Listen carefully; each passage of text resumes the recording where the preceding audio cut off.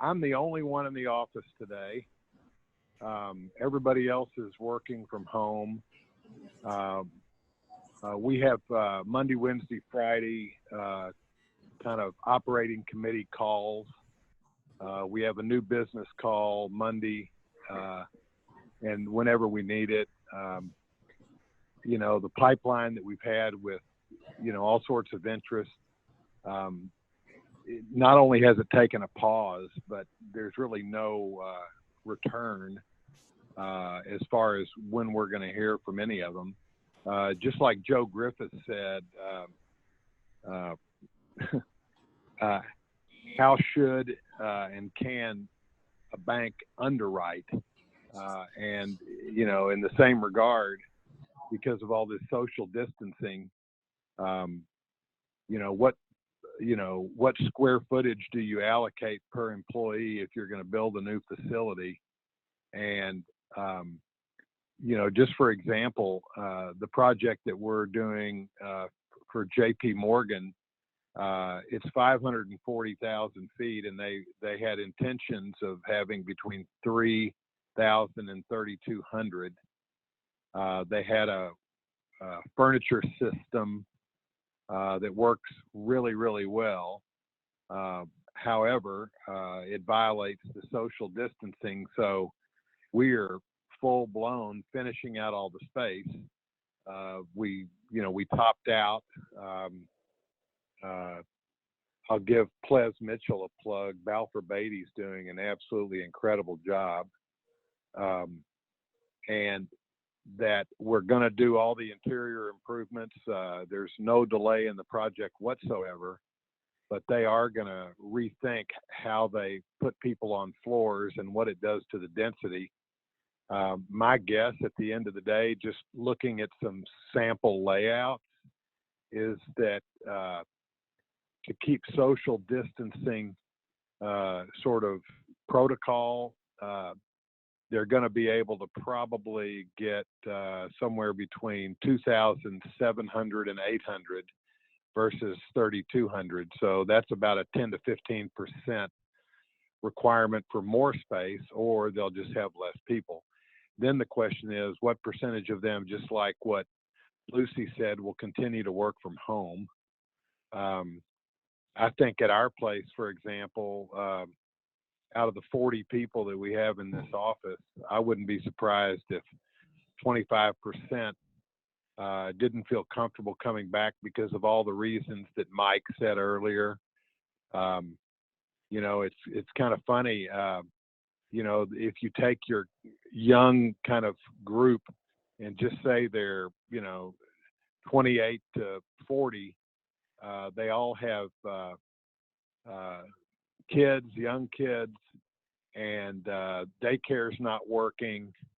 There's a lot of, extraterrestrial kind of demands on those young people today, and you can't force them to come back because, what if their wife works, or what if there's no childcare and they feel like they need to be home to help out? So we're sensitive to all that. People that have heart conditions or any kind of pulmonary, they're reluctant to come back.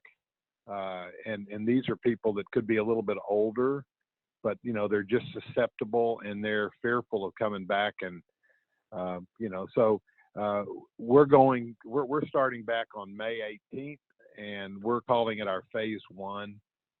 And we've got 2 platoons, and the platoons are pretty much dividing our operating committee into every other day, and then allowing accounting, property and asset management, and then all of our project managers to kind of figure out where they need to be. We have 11 projects underway right now, across the country, and the total square footage is around 3 million square feet. Our daily job employee is around 3,000. And so far, since this all started, for better or worse, and Ples Mitchell can tell you exactly what they're doing up in Plano, but across the country, we've had 4 positive cases out of 3,000 employees. There's a, sanitation station, there's temperature checking, there's social distancing. All of the people that we had that were positive, interestingly, were mechanical and electrical contractors because of the close confines. Guys that are outside in the sun, tying rebar or doing whatever they're doing, haven't seemed to had any issues. I did talk to Greg Potter the other day with Potter Concrete, and he said they've had very little issue, but they are taking extra precautions and sensitivities, and everybody's wearing masks and doing all the things that they should. And then Joe already mentioned it, but and I think Mark Gibson's on. I'd love to hear from Mark, because it seems like there's a pause. I don't know if the pause will be 90 days or 120 days or a year, but how on earth could a equity investor in good conscience make an equity investment in a speculative project, not knowing demand factors, not knowing rates? Plez can talk in a second, but we've talked to a lot of subcontractors directly, and they believe, based on the stoppage of work, that in September, October, you're going to see a pretty dramatic drop in subcontractor pricing. And if that is the case, anybody that's got something that they're thinking about starting, say, next month, would probably be well served to hang on until the latter part of the year to, gain the benefit of better pricing. So, we're sitting around. I'm going to tee off at 10:45 this morning. If anybody wants to join me, Bill, you want to play golf today? That's awesome. Yeah. And that I don't feel like I have any pressure. I don't know about you guys, but nobody calls me. I call them. I'm totally okay if it takes a day or two for them to return the call, and that it's really a time for being compassionate, putting others first, being thankful that we're all safe, and that, it's really been like I hate to say it, but aside from the anxiety of the illness and the sadness of people losing loved ones, this has been 2 months of, I've never slowed my brain down for this extended period of time. I kind of like it. But at the same time, I can't wait to get back to where we're actually playing a game, because we're sitting on the sideline and we're hoping to get in, and the coach is saying, you can't go back in yet, son. So, that's really, from a qualitative standpoint, I really agree with what Mike said. We have done plenty of what we would call internal memos, trying to encourage people and trying to make certain everybody's still together and engaged. And it's just an extra effort, but I'm very positive that people really enjoy a good company culture. I know Lucy's got one. I know everybody's got one that's on this call. And I think people really want to come back. They just want to do so in the safest manner. So that's all I know. Steve, can I ask you a question? Do you think once there's a vaccine, we go back to normal density, or do you think this is a shift that's going to continue? You think, you know what I mean? You know what I think? I think that when there's a vaccine, everything detonates, because then there's no issue anymore. You get a vaccine, okay? And that's number one.